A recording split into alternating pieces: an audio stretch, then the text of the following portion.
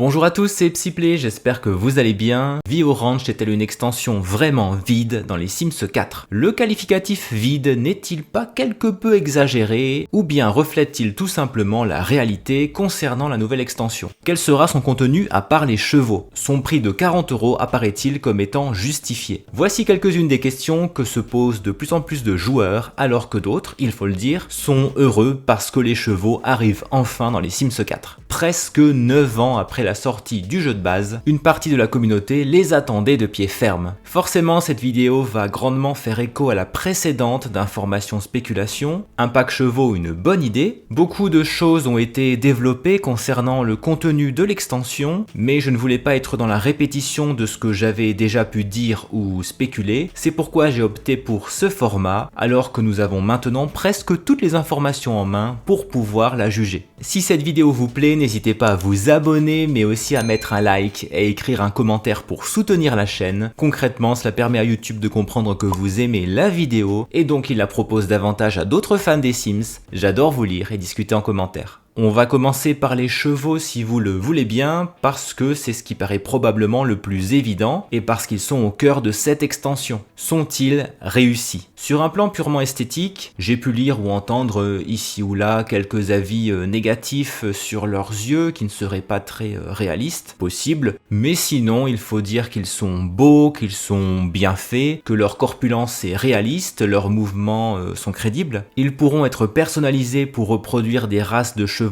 diverses et même des propositions originales. Pour le coup, c'est ridicule, mais les Sims, c'est aussi un grain de folie. Bon, un gros grain pour le coup. Les chevaux seront des membres du foyer comme les chiens et les chats, foyer limité à 8 membres, sauf nouvelle mise à jour qui permettrait de l'étendre et qui serait franchement très bienvenue. Contrairement aux vaches et aux lamas, les chevaux pourront se reproduire et donner naissance à des poulains. Alors là, gros potentiel de mignonité en vue. Il faudra s'occuper d'eux grâce à pas mal d'animations, les nourrir, les brosser. Pour cela, il y aura plein d'objets dans le mode construction pour réaliser de véritables écuries, les caresser, jouer avec eux au ballon, nettoyer le crottin et fertiliser les jardins avec. Heureusement, nous pourrons engager un employé pour nous aider au ranch. Dommage qu'on n'ait pas eu cette possibilité avec Vie à la campagne parce que les vaches et les poules, ce n'est pas franchement de tout repos. Le degré de personnalisation des chevaux est poussé jusqu'à leur caractère, avec 11 traits différents qui iront du cheval docile au fougueux étalon qui n'a pas très envie que votre sim monte sur son dos. L'idée de la carte d'identité est pas mal, elle nous informera notamment sur la valeur des bêtes qui pourront être vendues.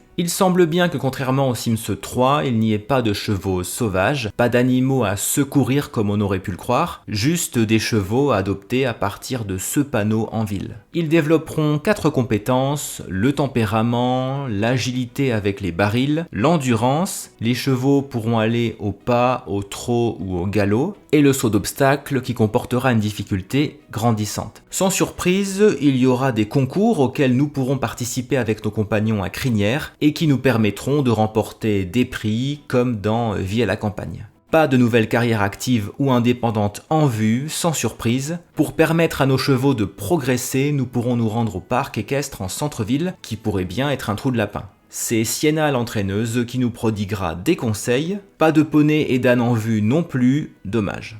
Bon, c'est très cheval tout ça, et c'est normal, parce que l'extension les met à l'honneur, mais nous nous demandons forcément quel est le gameplay existant en dehors des chevaux. Que nous soyons des joueurs qui adorent les chevaux, ou que nous ne les voulions pas franchement dans les Sims 4, la question du gameplay en dehors des chevaux est légitime, puisque c'est une extension, encore une fois, qui dit extension, dit gameplay riche et diversifié. Alors, une nouvelle récolte fait son apparition, l'herbe de prairie, et c'est du gameplay en lien avec les chevaux, ok, mais je pense qu'elle servira aussi à nourrir les mini-chèvres et les mini-moutons. C'est le petit plus, sans mauvais jeu de mots, de l'extension qui va venir compléter les animaux de la ferme et qui fonctionneront de la même façon que les vaches a priori, puisqu'ils ne feront pas partie du foyer. Pourquoi des mini-animaux et non pas des chèvres ou des moutons de taille standard? Je n'en sais rien. Si vous avez des idées, je prends. À part ça, les trailers mettent particulièrement en avant le nectar, qui sera une boisson que nous pourrons produire et consommer au verre ou à la bouteille. On espère que nos Sims se laveront les pieds avant d'écraser le raisin, à partir de fruits différents, pas uniquement du raisin. Cette boisson donnera des états d'esprit différents. Nos Sims seront joyeux, en colère s'ils ont le nectar mauvais, ou hébétés s'ils en abusent.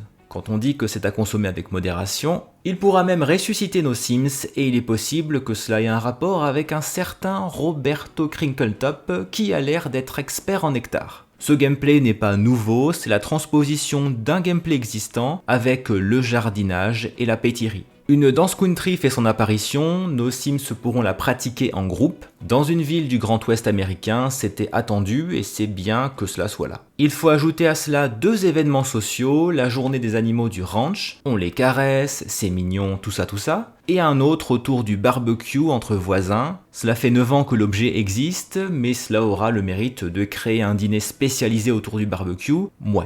Voilà, je crois que j'ai fait le tour du gameplay de cette extension, autant dire qu'il n'est pas riche, sauf pour les chevaux. Pour le reste, il est recyclé, la danse du jeu de base ou de vivre ensemble, la production de nectar qui vient de la pétillerie avec écologie, les mini-animaux copiés sur ceux de vie à la campagne. Alors, je vous pose la question, trouvez-vous que ce gameplay est intéressant et aussi suffisamment développé pour une extension qui coûte 40 €?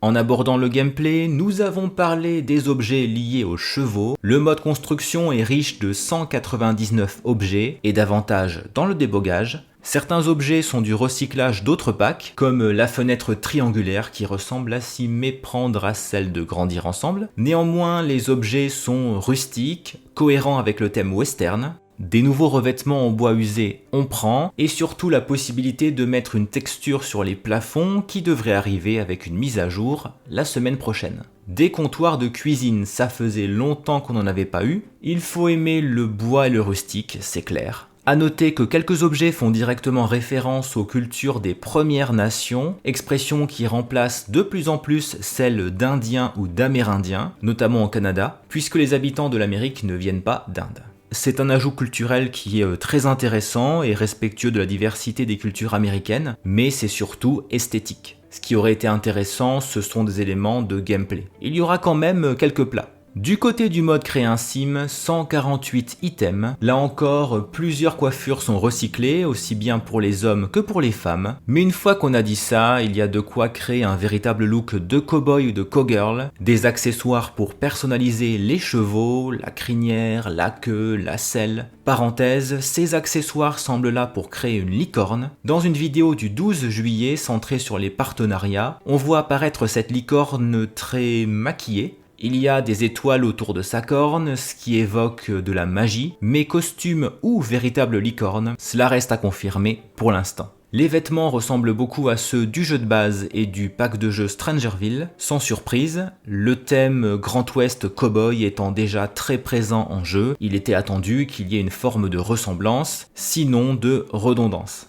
La nouvelle map Chestnut Ridge, ça veut dire la crête de la châtaigne en français, est un paysage désertique avec des plaines herbeuses typiques de l'ouest américain avec 3 quartiers, New Appaloosa, Riders Glen et Galloping Gulch. New Appaloosa, du nom d'une race de chevaux, c'est le centre-ville qui paraît bien animé, mais qui est en fait rempli de maisons, du débogage et de faux commerces. Au fond, on aperçoit le centre équestre de Siena, le bar Saloon est au premier plan à droite. Riders Glen, la vallée du Cavalier, c'est le quartier des ranchs où vivent la plupart des familles. On voit beaucoup les maisons de ce quartier dans les trailers. Enfin, Galloping Gulch, le ravin galopant est fait d'un parc national, de nombreux sentiers que nous devrions pouvoir explorer à dos de cheval, de coins pour faire un feu de camp ou pour pique-niquer. Là-bas, il sera possible de trouver et d'explorer les cavernes du cheval implacable, qui semble bien être un nouveau lieu secret. S'il y avait une licorne, ce serait l'endroit parfait pour la trouver, non ? 3 quartiers qui seront tous praticables à dos de cheval, c'est bien. Des sentiers pour faire des promenades sur le modèle des 3 parcours dans Grandir Ensemble, mais autant de quartiers, cela veut dire de nombreux écrans de chargement pour passer de l'un à l'autre, forcément. Vide ou pas vide, telle est la question. Eh bien, il est sûrement abusif de dire que cette extension est vide. La question que je me suis posée en travaillant sur cette vidéo, mais aussi sur la précédente qui n'était que spéculation, c'est il y aura quoi à part les chevaux? Et surtout dans le gameplay. Le gameplay équestre semble convaincant, mais force est de constater qu'il n'y aura pas grand chose en plus. 2 espèces de mini-animaux, de l'herbe à récolter, le nectar, la danse et 2 événements sociaux, c'est léger comme gameplay complémentaire. Donc pas très rempli côté gameplay, c'est clair. Cependant, si vous aimez les objets et le look cowboy, vous devriez être comblé par le mode construction et le créer un sim.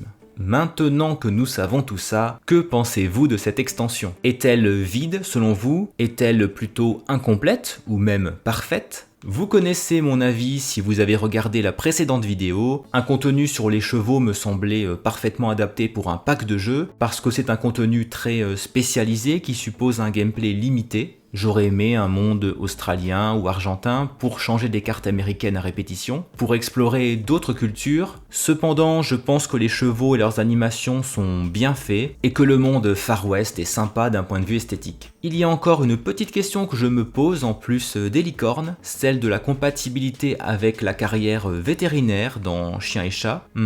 Ce serait une bonne surprise. N'oubliez pas le petit like de soutien. Merci beaucoup d'avoir regardé cette vidéo jusqu'au bout. On se retrouve en commentaire. À très bientôt.